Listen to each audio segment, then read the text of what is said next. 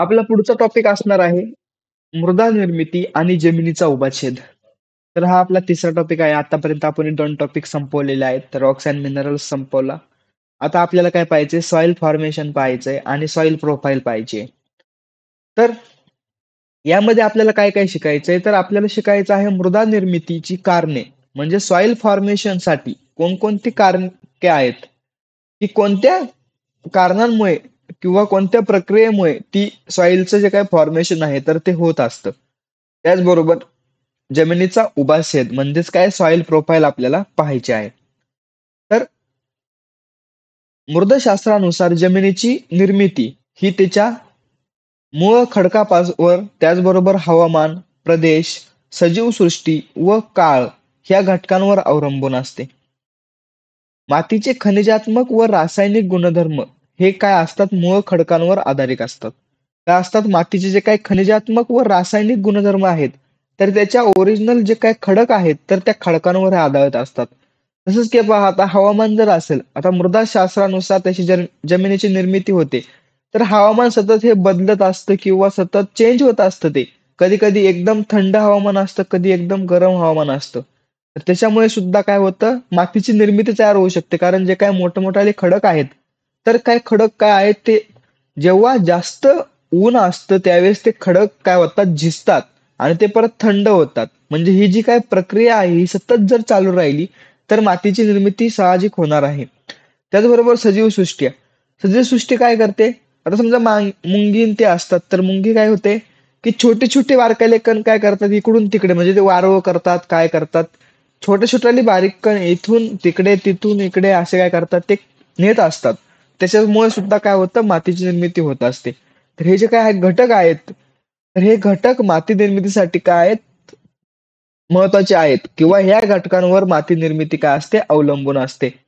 मातीची खनिजात्मक व रासायनिक गुणधर्म हे मूळ खडकांवर आधारित असतात. मृदांची निर्मिती ही मुख्यतः खडकांपासून होते. जी काय माती आहे तर ती माती कशापासून बनते? मुख्यतः काय होते, आपल्या खडकांपासून तयार होत असते. म्हणजेच काय, तर खडकांवर निरनिराळ्या कारकांचा एजन्सी परिणाम होऊन खडकांचे लहान लहान तुकडे होतात. काय होतं, खडकांवर वेगवेगळ्या प्रक्रिया होऊन म्हणजे जे काही कारके आहेत, वेगवेगळ्या एजन्सी आहेत, त्याचा परिणाम होऊन काय होतात, खडकांचे लहान लहान तुकडे होऊन नंतर काय होतात, एकदम चूर्ण होतात म्हणजे बारीक होतात आणि शेवटी त्याचे रूपांतर काय होतात, जमिनीमध्ये ते बदलतात. वातावरण आणि पाणी या दोन नैसर्गिक घटकांच्या विघटन क्रियांमुळे पृथ्वीचा पृष्ठभाग झिजत असतो. म्हणजे काय, वातावरण, जे काय आपलं वातावरण आहे आणि पाणी आहे, हे जे काही दोन नैसर्गिक घटक आहेत यांच्यामुळे या घटकांमुळे काय होतं, तर या घटकांच्या विघटन क्रियेमुळे पृथ्वीचा पृष्ठभाग जो आहे, सरफेस लेअर आहे, तर तो काय होतो, झिजत जाऊन तो खडकांच्या लहान मोठ्या तुकड्यांनी व चुनखडींनी आच्छादला जातो. त्यानंतर खडकावर पसरलेल्या चुन्याचा थराला काय बोलतात, मूळ जमीन किंवा तळ जमीन असे म्हणतात. आता तुम्ही पाहत असाल, एखादा खडक पाहिला त्याच्यावर काय चुन्याचा थर पसरलेला आहे तर त्यालाच काय बोलतात, मूळ जमीन किंवा तळ जमीन असे म्हणतात. तर तळ जमिनीची पॅरेंट्स मटेरियल पृष्ठभागावरील जाडी सर्व ठिकाणी सारखे नसते. म्हणजेच काय, तर जे काही तळजमीन आहे आपली, तळजमीन म्हणजे काय, तर तळजमीन म्हणजे खडकावर पसरलेल्या चुन्याच्या थराला काय बोलतात, मूळ जमीन किंवा तळजमीन असे म्हणतात. तर जी काही तळजमिनीची पॅरेंट्स मटेरियल आहेत ती भूपृष्ठावर जाडी म्हणजे जे काही भूपृष्ठावर आहेत तळजमिनीची पॅरेंट्स मटेरियल, तर त्याची जाडी सर्व ठिकाणी काय नसते, सारखी नसते. एका ठिकाणी एक असते, दुसऱ्या ठिकाणी त्याची जाडी वाढते किंवा कमी होते.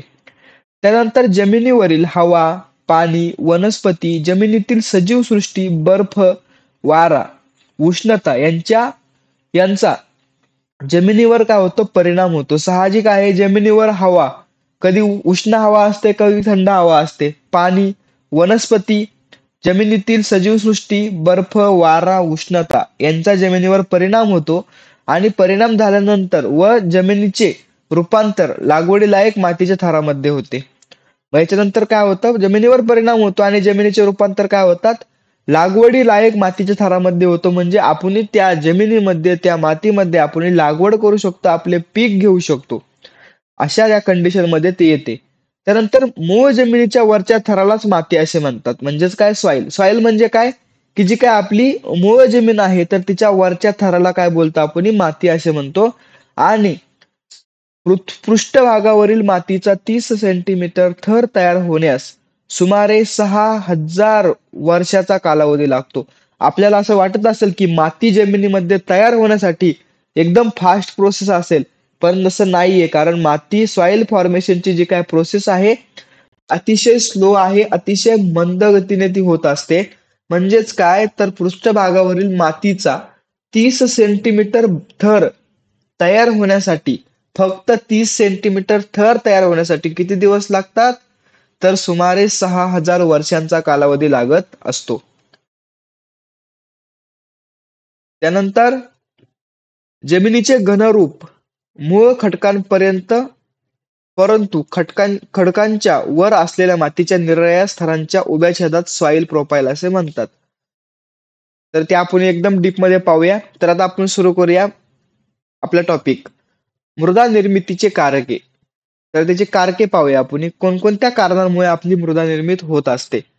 तर खडकांचे चूर्ण होऊन त्याचे हळूहळू जमिनीत रूपांतर होण्याच्या क्रियेला शिलाचूर्णन, वेदरिंग ऑफ द रॉक्स असे म्हणतात. म्हणजेच काय, जे काही खडक असतो तर त्या खडाचा भुगा होऊन त्याचे काय होतात, एकदम सावकाश जमिनीत रूपांतर होण्याच्या क्रियेला काय बोलतात, वेदरिंग ऑफ द रॉक्स बोलतात, किंवा मराठीमध्ये काय शिलाचूर्णन असे म्हणतात. त्यानंतर वेदरिंग ऑफ द रॉक्स करणाऱ्या कारकांची प्रमुख 3 वर्ग पडतात. कोणते कोणते आहेत? एक तर भौतिक कारके, दुसरा रासायनिक कारके, तिसरा जैविक कारके. हे 3 महत्वाचे कारके आहेत. याच्यामुळे काय होतात, आपली वेदरिंग ऑफ द रॉक्स होत असते. तर आता आपल्याला पाहायचे भौतिक कारके. भौतिक कारके म्हणजे काय, फिजिकल वेदरिंग. फेदरिंगची प्रोसेस म्हणजे काय आहे तर खडकांपासून मातीमध्ये रूपांतर होणे याला काय बोलतात, फेदरिंग असे बोलतात. तर मग पहिला कारक कोणता आहे, भौतिक कारके, त्यालाच बोलतात फिजिकल वेदरिंग. तर काय मी तुम्हाला सांगितलं, तसं मगाशी सांगितलं होतं की दिवसा उन्हाने खडक काय होतात, तापतात. त्यानंतर रात्री ऊन कमी होतं, मग काय होतं, ते रात्री थंड होतात. म्हणजेच काय, उष्णता आणि थंडी यांच्यातील फरकामुळे खडकांचा पृष्ठभाग कमी अधिक प्रमाणात प्रसरण पावतो. म्हणजेच काय, की खडकांचा जो काय पृष्ठभाग आहे तो कमी अधिक प्रमाणामध्ये काय होतं, प्रसरण पावत असतो. त्यामुळे पृष्ठभाग ठिसूळ बनतो. कारण बरोबर आहे की एकदम तो खडक थंड होत असतो, एकदम तो गरम होत असतो. दिवसा थंड, दिवसा गरम, रात्री थंड असा होत असतो. मग याच्यामुळे काय होतं, त्या खडकावर परिणाम होतो आणि खडक काय होतो, ठिसूळ बनतो. म्हणजेच काय, की आपण पाहतो की समजा आपण एका जमिनीमध्ये किंवा महाराणावर आपण फिरायला गेलेलो आहे, तर आपण काय करतो, एक दगड उचलून दुसऱ्या दगडावर फेकतो आणि तो दगड काय होतो, दुसरा दगड किंवा जो दगड आपण फेकलेला आहे तर तो दगड काय होतो, त्याला मारल्यानंतर त्याचा तुकडा पडतो. दोन भाग होतात. म्हणजेच काय होतात, तो दगड काय झालेला असतो, ठिसूळ झालेला असतो. म्हणजेच काय तर त्याचा काय झालेला असतो, दिवसा उन्हाने खडक तापतो आणि परत थंड होऊन ही जी काय प्रक्रिया आहे याचा परिणाम त्या दगडावर झालेला असतो आणि तो काय दगड काय झालेला असतो, ठिसूळ झालेला असतो. त्यानंतर वाहत्या वाऱ्यामुळे खडकाचा भुगा वाहून नेला जातो. म्हणजेच काय, तो जो काही दगड आहे तर तो दगड ठिसूळ झाल्यामुळे काय होतो, त्याचा एक एक छोटा छोटा तुकडा तुकडा असा वाऱ्यामुळे उडून जातो. म्हणजेच काय, की वाहता जो काय वारा आहे त्या वाऱ्यामुळे काय होतं, खडकाचा भुगा वाहून नेला जातो एका ठिकाणाहून दुसऱ्या ठिकाणी. म्हणजे काय होतात, इरोजन होते थोडक्यात. त्यानंतर पुन्हा खडक काय होतात, उघडे पडतात. आणि अशा प्रकारे खडकांचा सतत चूर्ण बनत असतो. कमी अधिक प्रसरणामुळे खडकांना भेगाही पडतात आणि ह्या भेगांमध्ये काय होतं, पावसाचे पाणी जातं. जर पाऊस जर झाला, खडकाला भेगा पडल्या, त्यामध्ये जर पाऊस झाला तर पावसाचे पाणी त्या खडकांच्या भेगांमध्ये जातं आणि याच्यामुळे काय होतं, आणि कडक थंडीमुळे काय होतं, त्या पावसाच्या पाण्याचा ज्या काही भेगांमध्ये पावसाचं पाणी गेलेलं असतं, तर कडक थंडीमुळे या पाण्याचा काय होतं, बर्फ होतो आणि बर्फ होताना पाण्याचे काय होतात, आकारमान हे काय वाढत असतं. त्यामुळे भेगा काय होतात, ज्या पडलेल्या आहेत त्या अधिक रुंद होतात, अजून मोठे होतात. आणि सतत जर हीच क्रिया जर होत राहिली तर काय होतात, खडकाचे तुकडे होतात आणि खडकाचे लहान लहान तुकडे दगड गोटे किंवा प्राण्याचे जे काय पाणी असतं, पाण्याच्या प्रवाहाबरोबर काय होतात, घरंगळत जातात आणि काय होतात, भोवतालच्या खडकावर ते घासत जातात आणि घर्षणामुळे काय होतात, त्याच्यापासून बारीक कण तयार होतात. आणि खडकांच्या बारीक कणांना आपण काय बोलतो, आपली माती बोलतो किंवा रेती बोलतो. ओके, अशा पद्धतीने आपली काय होते, माती तयार होते. हे कण काय होतात, एकमेकांवर किंवा खडकावर घासतात, त्यामुळे अधिक बारीक व सूक्ष्म कण निर्माण होतात व ते काय होतात, पाण्यामध्ये तरंगतात. त्यामुळे आपल्याला काय दिसतं, पाणी हे गढूळ दिसतं. आपण पाट पाण्याचं उदाहरण जर घेतलं तर पाट पाण्यामध्ये जर आपण जर पाणी देतोय एका शेताला, तर आपल्याला ते पाणी काय होतं, गढूळ दिसतंय. तर काय कशामुळे गढूळ दिसतं, कारण ते काय मातीचे जे काही सूक्ष्म कण असतात ते पाण्यावर तरंगत असतात. त्यामुळे काय होतं, ते पाणी आपल्याला गढूळ दिसतं. ह्या कणांना आपण काय बोलतो, मातीचे कण असे बोलतो.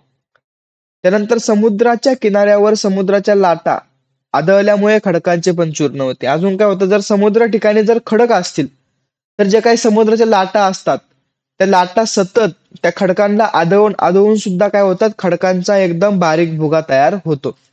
त्यानंतर खडकावर उगवलेल्या वनस्पतीमुळे खडक काय होतात, ठिसूळ बनून जातात. आता जे काय वनस्पती खडकावर उगवल्या असतील, तर त्याच्यामुळे खडक ठिसूळ बनणार आहे. कसं काय, तर खडकाचे तुकडे होऊन त्यांवर काय होतात, ऊन, वारा, पाऊस इत्यादींचा परिणाम होऊन खडकांची माती होते.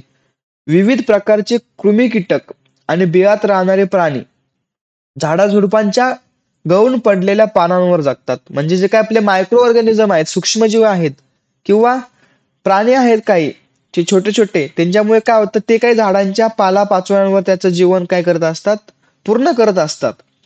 तर त्याच्यामुळेच काय होतं, की तेथील मातीत लागणारा जो काय अन्न भरपूर प्रमाणामध्ये मिळतं. पृथ्वीच्या पोटात हे जीव राहतात व स्वतःसाठी निवारा निर्माण करतात. त्यामुळे काय होतं, विविध थरांतील मातीमधील द्रव्ये एकमेकांत एकजीव होतात आणि त्या कृमी कीटकांशी शरीरही मृत्यूनंतर मातीत एकरूप होऊन जातात. ओके, त्यानंतर दुसरं कारक कोणतं आहे, तर दुसरं कारके आहेत रासायनिक कारके, म्हणजे केमिकल वेदरिंग. आता केमिकल वेदरिंग मध्ये काही रिॲक्शन आहेत, त्या रिॲक्शन आपण पाहूया. तर रासायनिक क्रियांमध्ये खडकांचे अंतरंग बदलतात. खडकातील मूळ खनिजांचे विघटन होऊन काय होतात, नवीन दुय्यम खनिजांची निर्मिती होत असते. जे काय खडकामध्ये आपली जी काय मूळ खनिजे असतात, तर त्यांचं काय होतं, विघटन होतं आणि नंतर काय होतं, नवीन दुय्यम खनिजाची निर्मिती होते व लहान मोठ्या तुकड्यांचे आणखी बारीक कण होण्याचे प्रमाण वाढते. मग काय होतात, जे काही लहान मोठे तुकडे आहेत, तर त्याचे आणखी बारीक कण होण्याचे प्रमाण काय असतं, वाढत असतं. मूळ खडकापेक्षा लहान मोठ्या तुकड्यांचे बाह्य पृष्ठीय क्षेत्रफळ जास्त असल्यामुळे काय असतं, जे काय आपले मूळ खडक आहेत, तर त्या मूळ खडकापेक्षा लहान मोठ्या तुकड्यांचे बाह्य पृष्ठीय क्षेत्रफळ कसं असतं, जास्त असतं. मग ते जास्त असल्यामुळे काय होतं, रासायनिक विदारण क्रियांची कार्यशक्ती व गती वाढते आणि त्या क्रियांची गती जास्त वेगाने होऊन अधिकाधिक अतिसूक्ष्म दुय्यम खनिजे कणांची बारीक मातीची निर्मिती होते. तर पहिली रिॲक्शन कोणती होते, ऑक्सिडेशन. तर ऑक्सिडेशन मध्ये काय होतं, तर खडकातील खनिजांचे जे काही प्राणवायू आहे, ते प्राणवायूच्या सानिध्यात ऑक्सिडेशन होते. म्हणजे काय, तर जे काही खडकामध्ये जे काही खनिजे आहेत, तर त्या खनिजांच्या प्राणवायूच्या सानिध्यामध्ये हे काय ऑक्सिडेशन असतं, तर ते होत असतं. ह्या क्रियेने काय होतं, तयार होणारे ऑक्साइड्स मोकळ्या कणांचे असतात, म्हणजे एकदम फ्री असतात.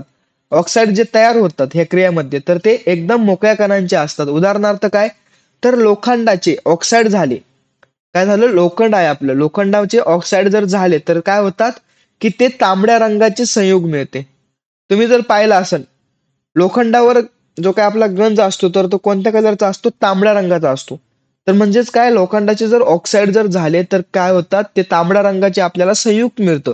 त्यामुळे जमीन तांबड्या रंगाची दिसते. ओके, त्यानंतरचं एक्झाम्पल काय आहे, ferrous oxide 4FeO plus oxygen O2, याच्यापासून काय आपल्याला भेटतं, फेरिक ऑक्साईड भेटतं. ट्वाईस Fe2O3 काय होतं, फेरिक ऑक्साईड आपल्याला भेटत असतं. नंतर काय आहे, द्रावक. द्रावक मध्ये काय आहे, पाणी उत्तम द्रावक आहे. पाणी उत्तम द्रावक आहे म्हणजे काय, पाण्यामध्ये बहुतेक पदार्थ कमी अधिक प्रमाणामध्ये विरघळत असतात.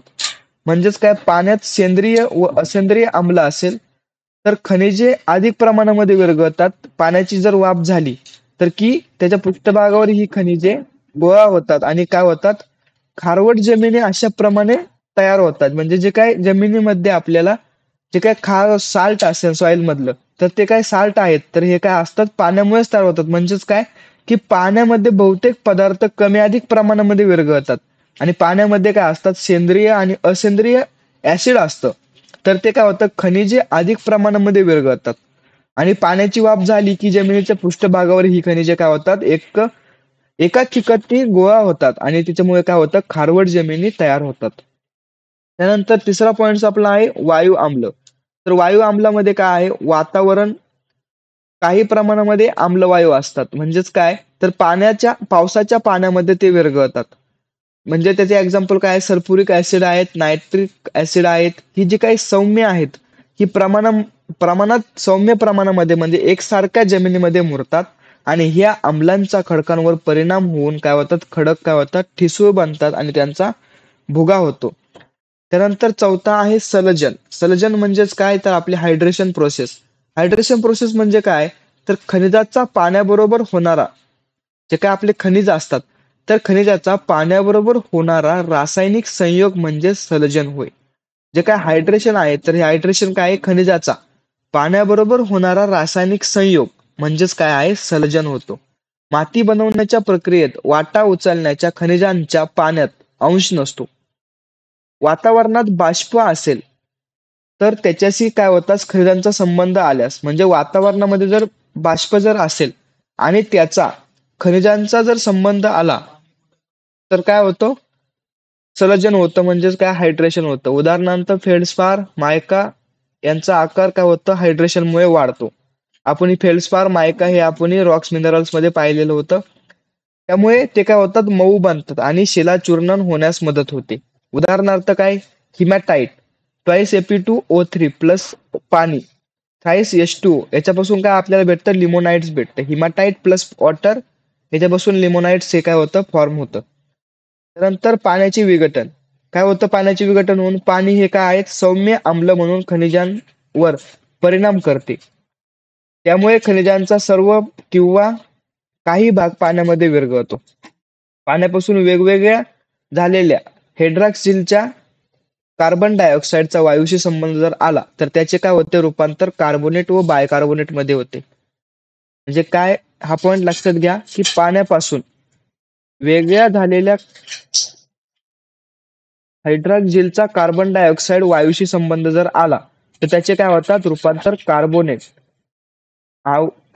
व बायकार्बोनेट मध्ये रूपांतर होते. म्हणून पाण्याचे विघटन हा गुणधर्म मृदा बनवण्याच्या कामी चांगला उपयोगी ठरतो. 6वा पॉइंट कार्बन डायऑक्साईड वायू आणि पाणी यांचा संयोग. त्याच्यामध्ये काय होतं कार्बोनेशनची क्रिया होते.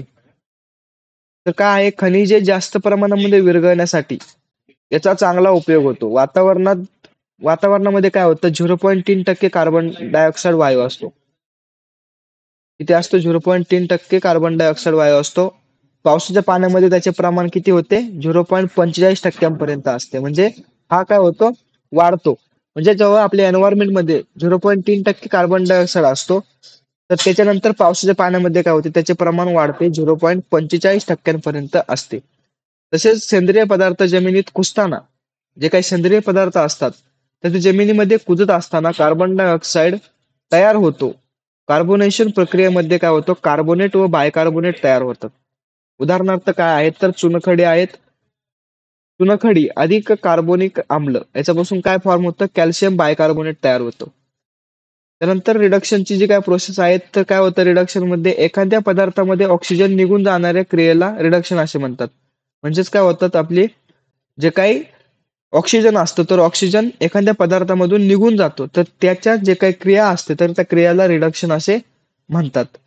तर जमिनीमध्ये जर खूप पाणी झालं किंवा जादा पाणी दिले किंवा पूर जर आला अशा वेळी काय होतं जमिनीमधून ऑक्सिजन वायू बाहेर पडण्याची क्रिया काय होते मंदावते.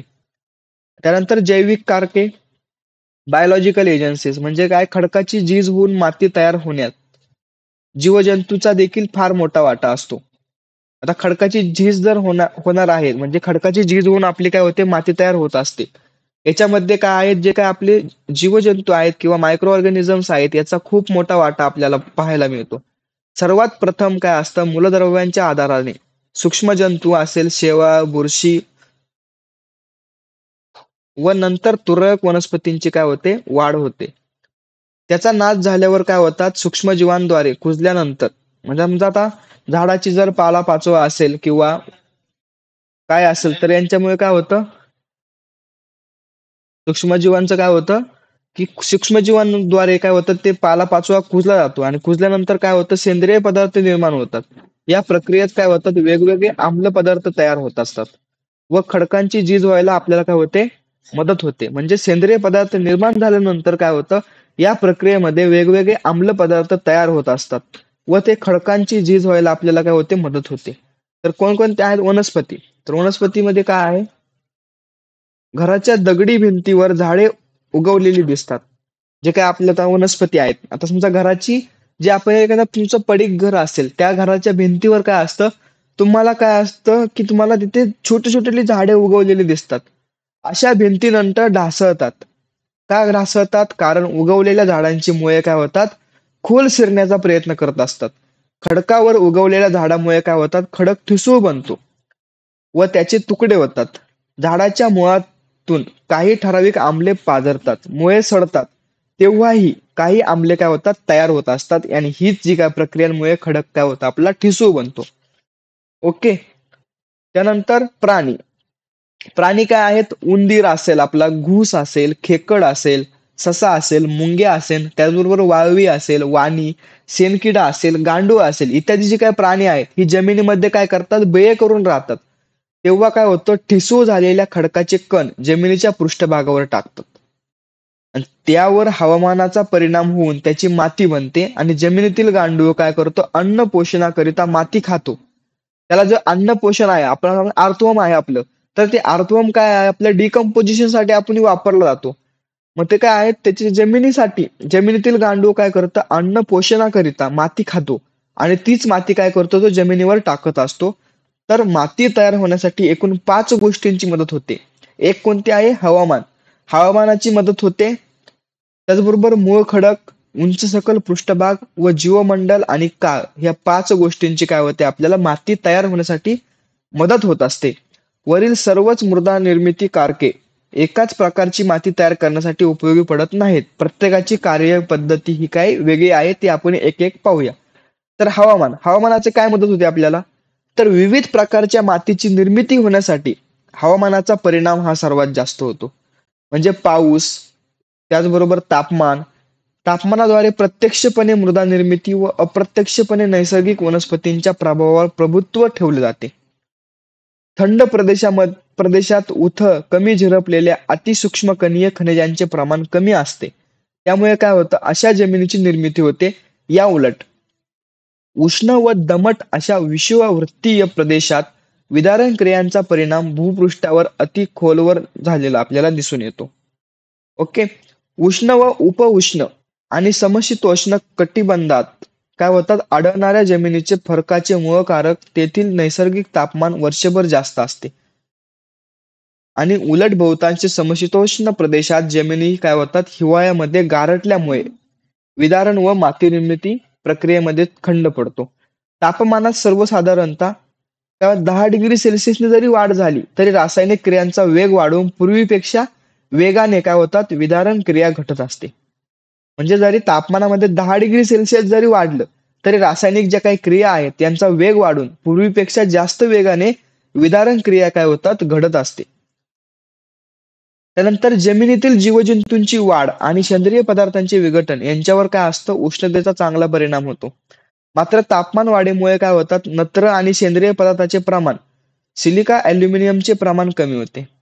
जर तापमान आपलं वाढत असेल सतत, वाढीमुळे काय आपल्याला नत्र, नायट्रोजन असेल, तुमचं ऑर्गॅनिक मॅटर असेल, सेंद्रिय पदार्थ असतील किंवा सिलिका ॲल्युमिनियमचे काय होतात, आपले प्रमाण कमी होत असते. जमिनीमधील जे काय हवा व पाणी हे जमिनीच्या उभ्या छेदामध्ये महत्वाचे कार्य करते. जे काय आपले सॉइल प्रोफाईल आहे, तर त्या सॉइल प्रोफाईलच्या उभ्या छेदामध्ये काय होतात, जमिनीतील हवा आणि पाणी हे काय जमिनीच्या उभ्या छेदामध्ये महत्वाचे काम करत असतात.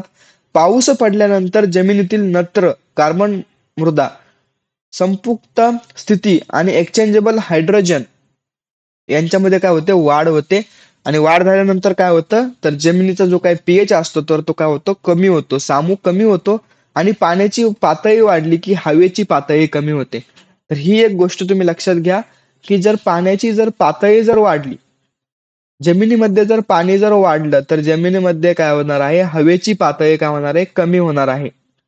त्यानंतर मूळ खडक, मूळ खडकामध्ये काय आहे, जमिनीच्या उभ्या छेदातील सी थर म्हणजे जे काय आपली सॉइल प्रोफाइल आहे, सी हॉरिझन म्हणजेच काय आहे, तर जनक खडक किंवा मूळ खडक होय, की ज्या खडकापासून जमीन तयार होते, ज्याच्या त्याच्या तिच्या भौतिक व रासायनिक गुणधर्मावर परिणाम होतो. वाहून जाण्याची क्रिया किंवा धूप होण्याची क्रियेमुळे जसा काळ निघून जातो तसतसा जमिनीचा गुणधर्मावर सुद्धा काय होत असतो, परिणाम होत असतो. त्यानंतर जमिनीचा उंच सकलपणा. तर जमिनीचा उंच सकलपणा काय आहे, तर जमिनीच्या उंच सकलपणावर जमिनीची धूप, वातावरणातील बदल आणि पाण्याची हालचाल अवलंबून असते. जो काय जमिनीचा उंच सकलपणा आहे त्याच्यावर काय, जमिनीची धूप, वातावरणातील बदल आणि पाण्याची हालचाल अवलंबून असते. समुद्र सपाटीपासून जमिनीची उंची वाढली तर काय होतं, हवामान थंड होतं. म्हणजे जर तुम्ही पाहत असाल की समुद्र सपाटीपासून जर जमिनीची उंची वाढली तर काय होतं, हवामान काय होतं, थंड होतं, त्याची आर्द्रता जास्त होते, जमिनीमध्ये पाणी निघून जाण्याची क्रिया किंवा निचरा किंवा त्यांच्यामधील जमिनीतील पाण्याची जी काय पातळी आहे तर ती जमिनीच्या उंच सकलपणावर अवलंबून असते. तर जे काही जमिनीचा उंच सकलपणा आहे तर जमिनीची धूप, मुख्यतः काय पाहिलं आपण, जमिनीची धूप, वातावरणातील बदल आणि पाण्याची हालचाल अवलंबून असते. आणि समुद्र सपाटीपासून जमिनीची उंची वाढली तर काय होतं, हवामान थंड होतं. का, तर त्याच्यामध्ये जी काय आर्द्रता असते तर ती जास्त होते. जमिनीमध्ये पाणी निघून जाण्याची क्रिया, जी ड्रेनेजची जी काय ड्रेनेज प्रोसेस आहे किंवा निचरा किंवा जमिनीतील पाण्याची पातळी जमिनीच्या उंच सकलपणावर अवलंबून असते. त्यानंतर आपला पुढचा पॉइंट आहे जीवमंडल. जीवमंडळामध्ये काय आहेत, झाडे झुडपे. तर झाडे झुडपे, हिरवळ, जीवजंतू, प्राणी, माणसे ही सर्व मृदा तयार करण्यास मदत होतात. तर तुम्ही बोलत असाल माणसांचा काय उपयोग आहे, तर आपण माणसांचं पाहूया. तर काय होतात, प्राणी, कृमी, कीटक, गांडूळ, मुंग्या, कुळी इत्यादींमुळे काय होतं, जमीन तयार होण्यास फारच मदत होते. माणूस काय करतो, झाडे तोडून शेतीसाठी जमीन तयार करतो. म्हणजे आपल्याला समजा एखादं पडीक रान आहे तर आपल्याला तिथे जमीन तयार करायची तर आपण काय करतो, झाडे तोडतो. झाडे तोडून काय करतो, जमीन तयार करतो. त्यानंतर जे काही आपण जिथे जास्त गवत असेल ते पेटून देतो, ते रान जाळून टाकतो किंवा त्यावर आपण काय करतो, जनावरे चारतो. त्याच्यामुळे काय होतं, सॉइल डिग्रेडेशन होतं, म्हणजे जमिनीचा ऱ्हास होतो आणि जमिनीचे थर बदलण्यास माणूस कारणीभूत ठरतो. उदाहरणार्थ मशागत म्हणजे टिलेज ऑपरेशन करतो, राप तयार करतो, चिखलणी करतो, वरखत व भरखती टाकतो, जमीन सुधारवण्यासाठी, पाणी देण्यासाठी, पाणी शेतातून निघून जाण्यासाठी इत्यादी उपाययोजना करत असताना काय होत असतं, जमिनीचा ऱ्हास होत असतो. हे सगळं कोण करतं, माणूस करतो. त्यानंतर काय आहे, काळ. जमीन तयार होण्यास किंवा जमिनीचा थर तयार होण्यामध्ये खूप काळ लागत असतो. वातावरण, मूळ खडक, जमिनीचा उंच सकलपणा इत्यादी घटकांवर मृदा तयार होण्यास किती कालावधी लागेल हे काय असतं, अवलंबून असतं. तर जे काही पक्व जमीन आहे, मॅच्युअर सॉइल आहे, तर मॅच्युअर सॉइल तयार होण्यासाठी मूळ खडकांना वर दिल्याप्रमाणे 5 अवस्थांमधून जावं लागतं आणि जमिनीचा एक पूर्ण उभा छेद तयार होण्यासाठी जवळपास 200 वर्षे लागतात. जमिनीला काय, एक पूर्ण उभा छेद तयार होण्यासाठी किती वर्ष लागतात, 200 वर्ष लागत असतात. त्यानंतर पुढचा पॉइंट आहे आपल्याला मृदा निर्मितीची प्रक्रिया. तर आता मृदा निर्मितीची प्रक्रिया कशी होत असते, तर पहिला पॉइंट आहे त्याच्यामध्ये ह्युमिफिकेशन. ह्युमिफिकेशन काय आहे, सेंद्रिय पदार्थ कुजण्याची क्रिया. जे काय आपले सेंद्रिय पदार्थ असतात तर ती कुजण्याची जी काही क्रिया असते तर त्याला काय बोलतात, ह्युमिफिकेशन असे बोलतात.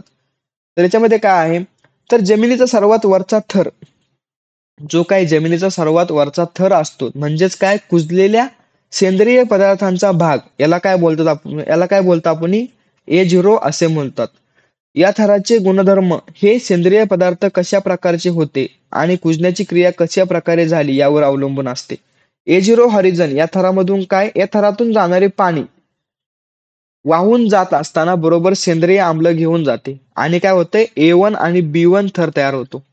म्हणजेच काय, A0 हॉरिझन आहे तर या हॉरिझॉन मधून काय होतात, या थरातून जाणारे पाणी जात असताना काय घेऊन जातात, सेंद्रिय आम्ल सुद्धा घेऊन जातात आणि त्याच्यामुळे काय होतं A1 आणि B1 थर काय होतो तयार होतो.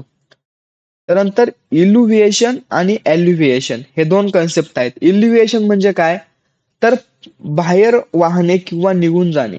म्हणजे काय तर ज्या थरामधून हे घटक वाहून जातात.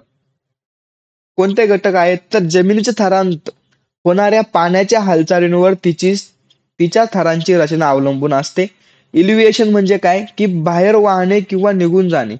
म्हणजेच वरच्या थरातून खालच्या थरात विविध घटक म्हणजेच काय A0 पासून A0 थरामधून काय आहेत खालच्या थरामध्ये A1 B1 मध्ये विविध घटक पाण्याबरोबर वाहून जातात. थोडक्यात जमिनीतील मृदा दावणातून मातीचे कण वाहून जाण्याच्या क्रियेला काय बोलतात इल्युव्हिएशन असे म्हणतात. म्हणजे ज्या थरातून हे घटक वाहून जातात त्यास इल्युव्हिएशन थर असे म्हणतात. ए थर हा इल्युव्हियल थर म्हणून ओळखला जातो. ए थर काय आहे इल्युव्हियल थर म्हणून ओळखला जातो. ज्या थरात वरील घटक येऊन साचतात व त्या थरास काय बोलतात एल्युव्हियल थर असे म्हणतात. म्हणजेच काय इल्युव्हियर म्हणजे काय त्या थरामधून दुसऱ्या थरामध्ये जे काही घटक आहेत ते पाण्याबरोबर वाहून जातात त्याला काय बोलतात इल्युव्हिएशन बोलतात. आणि एल्युव्हिएशन म्हणजे काय की त्या वाहून आलेल्या थरातून जे काही दुसरीकडून वाहून एका थरामध्ये आपले साठतात येऊन थाचतात. म्हणजे ज्या थरात वरील घटक येऊन साठतात त्या थरास काय बोलतात एल्युव्हियल थर असे म्हणतात. बी थर हा काय असतो एल्युव्हियल थर असतो. तर म्हणजे जर विचारलं तुम्हाला तर इल्युव्हियर हॉरिझॉन कोणता असतो तर ए आणि एल्युव्हियर हॉरिझॉन कोणता असतो थर कोणता असतो तर बी. ओके. त्यानंतर माती तयार होण्यासाठी महत्वाच्या क्रिया. पहिली क्रिया कोणती आहे पोडझोलायझेशन. पोडझोलायझेशन म्हणजे काय तर यामध्ये जमिनीतील ह्युमस आणि सेक्स्की ऑक्साईड वाहून जातात. काय होतात ह्युमस आणि सेक्स्क्वी ऑक्साइड्स काय होतात वाहून जातात आणि खालच्या थरामध्ये येऊन साठतात. झाडे झुडपे आणि जंगले असलेल्या ठिकाणी ही क्रिया जास्त वेगाने घडत असते. जिथे झाडे झुडपे आहेत किंवा जंगले आहेत तर अशा ठिकाणी ही जी काय क्रिया आहे पोडझोलायझेशनची क्रिया घडत असते. त्यानंतर दुसरा पॉइंट आहे लॅटलायझेशन. लॅटलायझेशन मध्ये काय होतं ह्या क्रियेमध्ये वरच्या थरातील फक्त सिलिका निघून जाते. जसं की पाहिलं आपण पोडझोलायझेशन मध्ये काय होतं जमिनीतील ह्युमस आणि सेक्स्क्यू ऑक्साइड्स काय होतात वाहून जातात. आणि लॅटलायझेशन म्हणजे काय होतं की फक्त सिलिका निघून जाते आणि लोह व अल्युमिना वरच्या थरातच राहतात. जे काय आहेत आपले लोह आणि अल्युमिना आहे तर तो वरच्या थरामध्येच राहत असतो. फक्त वरच्या थरामधून काय होतं सिलिका निघून जाते. ह्या क्रियेला काय बोलतात लॅटलायझेशन बोलतात. त्यानंतर उष्णता आणि जादा पाणी यांच्यामुळे मूळ खडक लवकर विघटित झाला तर लॅटलायझेशन क्रिया घडते. ओके. त्यानंतर कॅल्सिफिकेशन. कॅल्सिफिकेशन मध्ये काय आहे तर या जमिनीमध्ये काय होतं जमिनीच्या थरात चुनखडीचं साठवण होते. या क्रियेमध्ये काय होतं जमिनीचा जो काय थर आहे तर त्याच्यामध्ये चुनखडीची काय होते साठवण होत असते. तिला काय बोलतात कॅल्सिफिकेशन असे बोलतात. त्यानंतर जमिनीचा उभाछेद म्हणजे सॉइल प्रोफाईल आपण पाहूया. तर A00 आपण आता पाहिलं होतं इल्युव्हिएशन आणि एल्युव्हिएशन. ओके. ए थर काय असतो आपला इल्युव्हिएशन असतो. बी थर काय असतो आपला एल्युव्हिएशन असतो. म्हणजे ह्या थरामधून ए थरामधून काय होतात घटक काय होतात बी थरामध्ये जातात.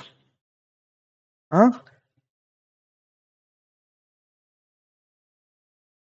तर काय आता ए आहे A00 याच्यामध्ये काय आहेत पालापाचोळा व कार्बनी अवशेष असतात. A0 मध्ये विघटन झालेले कार्बनी अवशेष. त्यानंतर A1 मध्ये खनिज थर म्हणजे ह्युमस युक्त कार्बनी पदार्थांचे साठवण. A2 मध्ये काय असतं खनिज थर असतो चिकन माती लोह व अल्युमिनियम यांचा व्यय झालेला थर असतो. आणि A3 मध्ये A1 व A2 आणि B यांमधील संक्रमणाचा थर ए थराशी अधिकतर साम्यता असते. त्यानंतर B1 मध्ये काय आहे B1 मध्ये बी आणि A1 व A2 यांनी आणि बी यामधील काय संक्रमणाचा थर असतो बी थराशी अधिकतर साम्यता असते. बी टू च्या गुणधर्माचे जास्तीत जास्त दर्शन असते.